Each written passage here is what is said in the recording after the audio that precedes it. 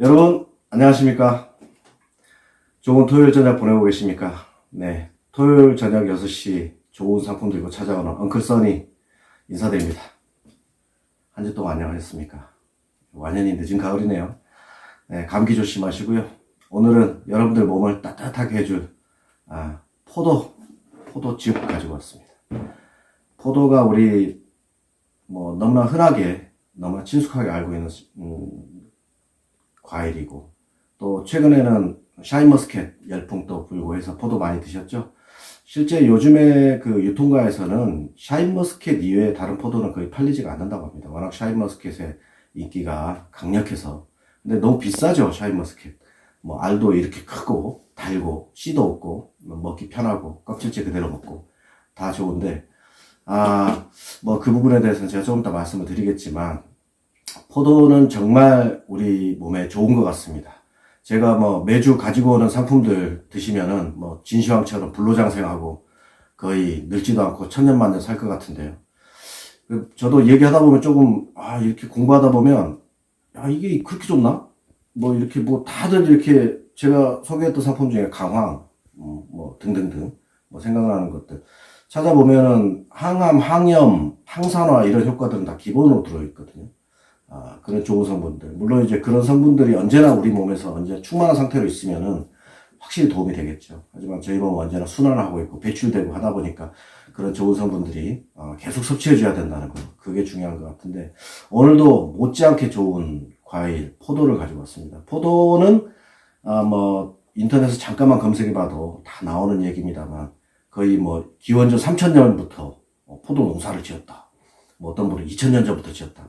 3000년, 2000년이 중요한 게 아니라, 그렇게 오랫동안 인간하고 같이 했던 아마 사과랑 가장 오래된 과일이 아닐까 싶습니다.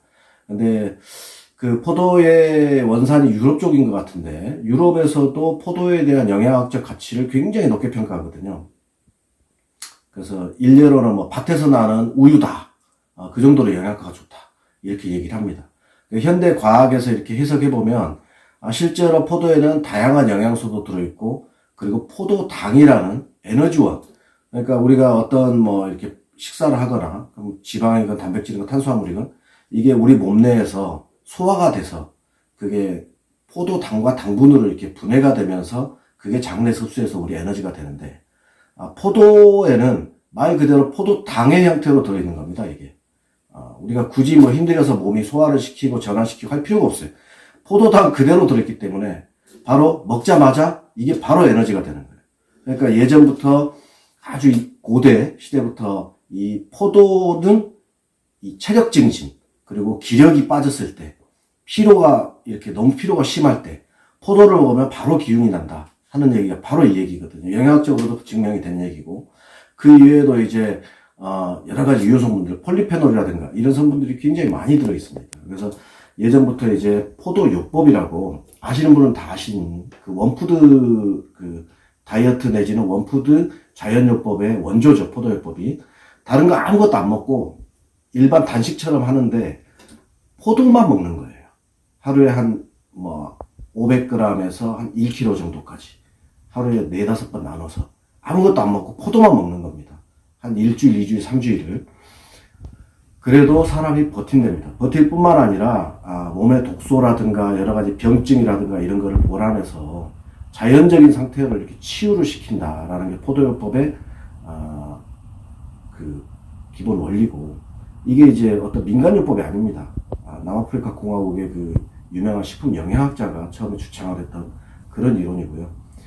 포도가 원래 예전부터 몸이 이렇게 많이 이렇게 아프거나 병에 걸렸거나 또는 이렇게 염증이 심하거나 할 때는 포도만 먹어서 치유했던 그런 경험들을 토대로 영양학적으로 분석을 해봤더니 포도가 그런 일들을 실제로 하더라 라는 걸 이제 이론적으로 많이 했고, 저희 나라에도 포도요법을 하신 분들이 많이 계셨고 지금도 많이 계신 걸로 알고 있습니다.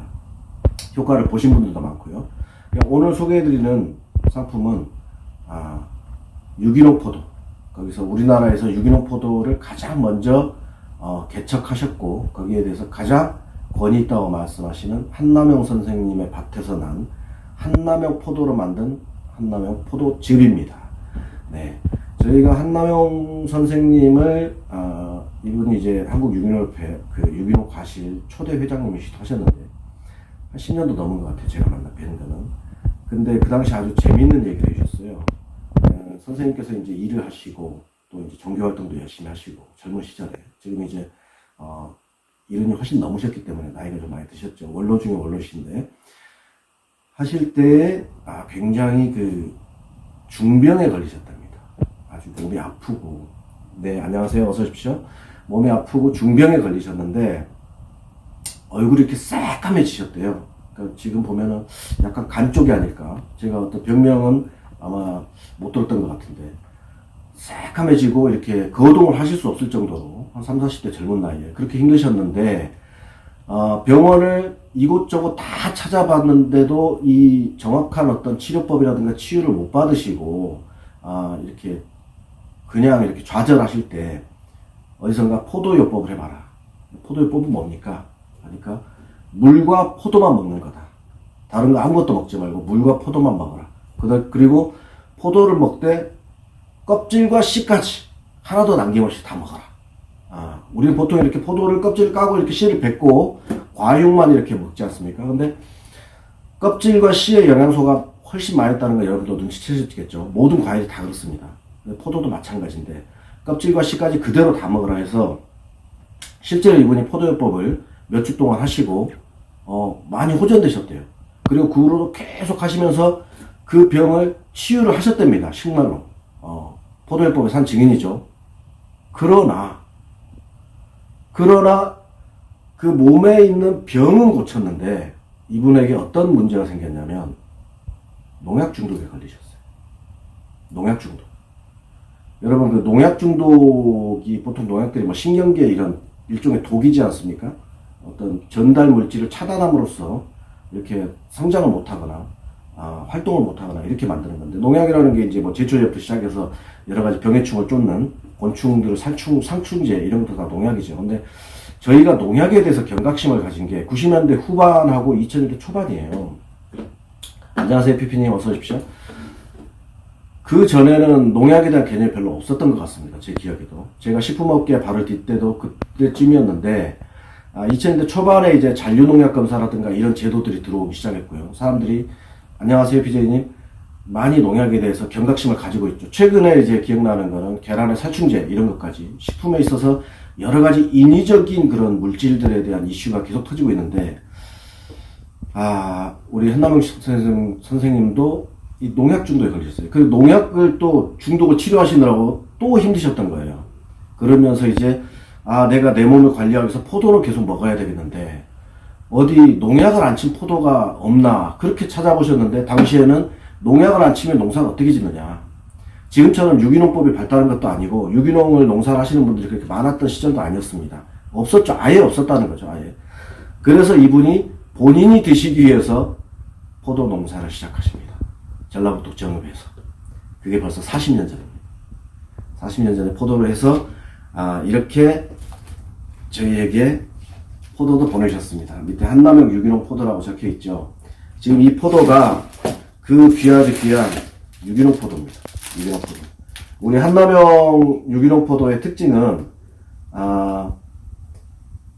요즘에 유기농이라 그래도 여러분들 뭐 이렇게 약도 안 치고 뭐 비료도 안 주고 그런 유기농은 아닙니다. 요즘 말하는 유기농은 유기농 으로 만든 농약이 있고요. 그러니까 예를 들어서 어떤 뭐 유황 이런 것들, 벌레들이 싫어하는 이런 것들을 대신 뿌리는 거죠. 그렇지 않으면 아예 할 수가 없으니까. 그 비료도 유기비료 이렇게 주는데, 우리 한남용 희망농원의 이 포도는 퇴비에는 비료를 주지 않습니다. 아무것도 안 줘요. 그 벌레들도 뭐 황냄새 그 정도로 쫓고, 다른 허브, 벌레들이 싫어하는 허브들을 그 벌레 종류별로 여러 가지를 포도나무 주변에 이렇게 심어요.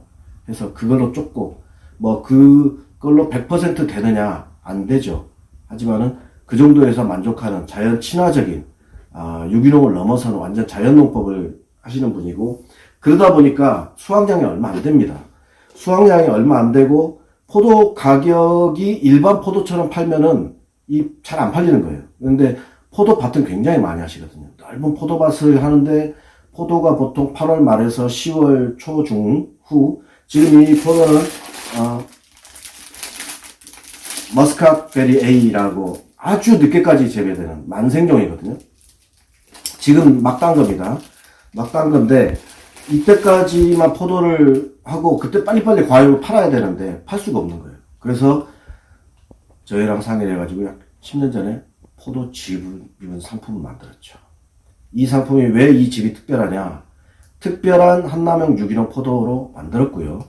보통 일반적으로 여러분들이 시중에서 드시는 포도즙은 포도를 사옵니다. 포도즙 만드는 회사, 가공공장에서 일반적으로 포도를 다 외부에 사와서 그걸로 만드는데, 우리 한남용 포도즙의 포도즙은 직접 본인이 키워낸 이 포도로 만듭니다. 그러니까 원과의 출신 성분이 아주 확실하죠. 본인이 유기농으로 재배한 이 포도를 가지고 직접 본인의 공장에서 짜낸 포도즙이고요. 그냥 여러분들 유기농 포도즙이라서 특별한 게 없습니다. 그냥 포도즙입니다. 언제나 제가 가장 선호하는 식품이 이렇게 그냥 오리지널, 이게 오리지널 아닙니까? 그냥이라는 게 진한 아주 어두컴투한 갈색, 이게 진짜 포도즙이거든요. 이 포도즙은 껍질, 씨 모두 갈아서 다 넣어가지고 끓여낸 거예요.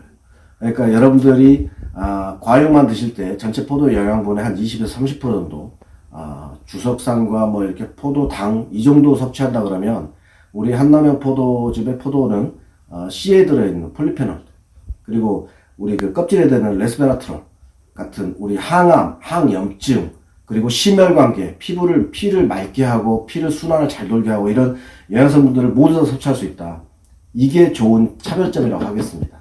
네, 여러분 포도즙 한번 드셔보십시오. 보통 포도즙으로 몸을 깨끗하게 할 때, 특히 이제 아까 왜 물하고 포도만 먹으라고 했냐면, 이 포도가 발효가 잘 돼요.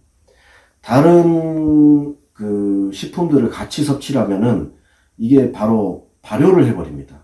그래서 포도의 원래적인 가스가 차고 그래서 원래적인 역할을 못하기 때문에 포도만 먹어라.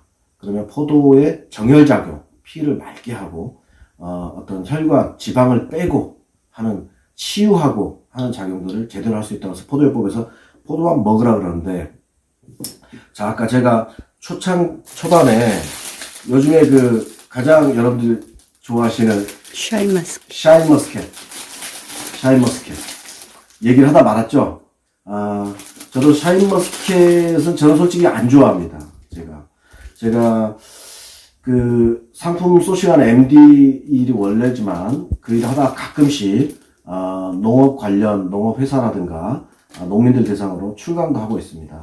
상품을 어떻게 만들어야 잘 팔릴 거고, 가격은 어떻게 해야 되는 거고, 어떤 유통 채널을 해야 되는 거고, 이런 일들에 대해서 얘기를 하는데, 그러다 보면 이렇게 앞뒤로 다른 이렇게 강사진들이 오셔서 강의를 하세요. 근데 제가 얼핏 이렇게 훔쳐든 적이 있습니다. 공부하고 싶어서. 근데 이제 샤인머스켓 얘기는 아니었지만 무슨 얘기를 하시냐면, 포도의 호르몬제 얘기를 하셨습니다. 그쪽 강의에서. 몇 년 전이죠. 호르몬제 얘기하는데 지베렐렌이라는 호르몬제가 있다고 합니다. 그리고 그 호르몬제가 한 역할은 뭐냐? 일단은 꽃이 필 때, 포도에 꽃이 필 때 그 호르몬제 처리를 하면 씨가 안 맺히는 거예요. 포도에 씨가 안 맺히면서 포도가 굉장히 빨리 자랍니다. 그리고 아주 크게 자라요. 크게. 마치 우리 뭔가 연상되지 않습니까? 우리가 양돈, 돼지를 키울 때, 돼지를 중성화 수술을 하면은 굉장히 얘가 커지고 몸이 커지고 이렇게 살집이 많아지는 그런 느낌하고 비슷하죠. 근데 이제 더 한 발 나아가서 이 지베렐린이라는 이 호르몬제, 생육 촉진제라고 얘기를 하더라고요.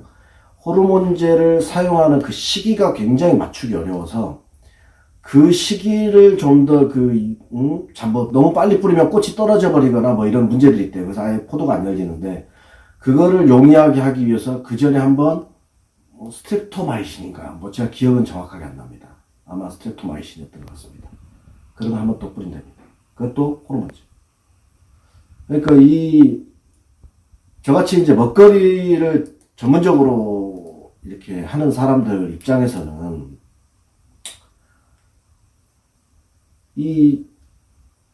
과연 포도를 키우는 것인지, 포도를 공장에서 찍어내는 것처럼 만들어내는 것인지, 의문을 가졌어요. 의문을. 그래서 제가 이게 지금 한 3년 정도, 빠르게는 3년, 여러분들 대중화되기는 한 2년 됐죠. 샤인머스켓이.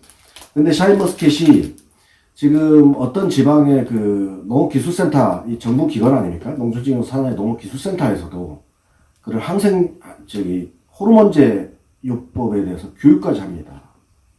교육까지.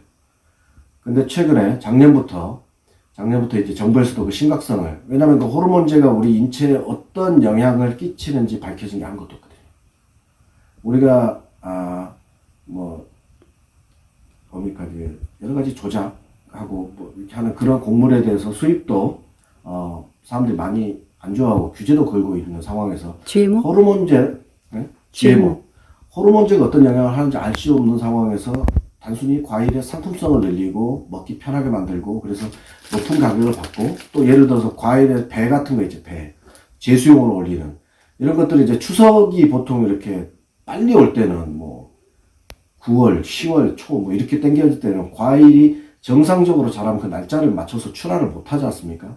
그 출하를 빨리 하기 위해서 생육 촉진제라는 이 지베렐린 처리를 한다는데 그게 우리 몸에 어떤 영향을 끼치는지 아무도 모르는 거지. 연구도 안 돼 있고. 그러니까 오히려 외국에 수출하는 과일에는 지베렐린 처리를 못하게 한답니다. 작년에 정부에서도 심각성을 인지를 하고 2021년인가 22년부터는 지베렐린 사용을 못하게 하겠다. 내지는 최소한 지베렐린 처리를 한 과일에 대해서는 그런 표시사항을 이런 박스라든가 이런 게 표시하도록 하겠다라고 천명을 했습니다. 근데 이제 보통 보면은 지금 인터넷에서 파는 이런 샤인머스켓이 밖에 안 나가니까 굉장히 많이 판매하고 있는데 인터넷에서 명인 얘기를 하면서 이렇게 큰 탁구국만한 그런 포도를 이렇게 보여준단 말이죠. 저는 그 부분에 있어서는 옳다 그르다 라는 증거는 없지만 저같이 먹거리를 오래 한 사람들은 별로 안 좋아합니다. 자연스럽지 않잖아요. 뭐든지 자연스러워야 되는 거거든요. 왜냐하면 자연에도 온 사방에 독이 있습니다. 누군가에게 독이 아닌 것이 나에게는 독이 될 수도 있고 어떤 식물에는 독이 아닌 것이 어떤 곤충에는 독이 되기도 하는 거거든요. 그래서 아까 유기농 농장의 허브로 벌레들을 쫓는다 하는 게 바로 그런 원리 아닙니까?